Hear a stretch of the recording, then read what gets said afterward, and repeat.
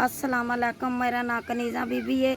दो मेरे बच्चे ने, बच्चे साढ़े भुक्खे खड़ोते ने ते असी वेलियां बैठियां, ना सानू कोठियां ते लभदा, ना असी घर कोई काम भी सानू नहीं लभदा। दुआलू मंग के लंगरां लुंगरां तू ते और रोटी खाने, महीना सानू हो गया, काम नहीं लग रहा, असी भुक्खे ही मर रहे हैं।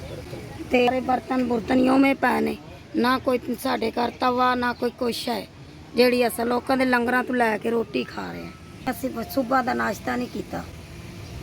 ਬੱਚੇ ਮੇਰੇ ਭੁੱਖੇ ਨੇ ਤੇ ਸਵੇਰ ਦੇ ਅਸੀਂ ਨਾਸ਼ਤਾ ਨਹੀਂ ਕੀਤਾ। ਤੁਸੀਂ ਦੇਖ ਸਕਦੇ ਹੋ ਸਾਡੇ ਘਰ ਕੋਈ ਸ਼ੈ ਵੀ ਨਹੀਂ ਹੈ ਕਿ ਜਿਹੜੀ ਅਸੀਂ ਖਾ ਲਈਏ। ਇਧਰੋਂ ਵੀ ਸਾਡੇ ਵਾਂਗੂ ਹੀ ਹੈਗੇ ਨੇ ਸਾਰੇ, ਆਲੂ ਦਵਾਲੂ ਵੀ ਉਹ ਵੀ ਨਹੀਂ ਸਾਨੂੰ ਦਿੰਦੇ ਜਿਹੜੇ ਰੋਟੀ ਅਸੀਂ ਖਾ ਲਈ।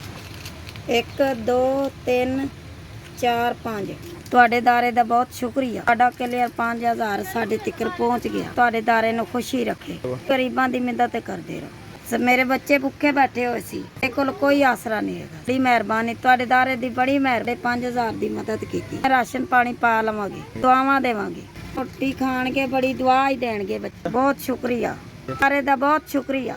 ਕਲੀਅਰ 5000 ਮੈਨੂੰ ਮਿਲ ਗਿਆ। ਅੱਲਾ ਖੁਸ਼ੀ ਰੱਖੇ।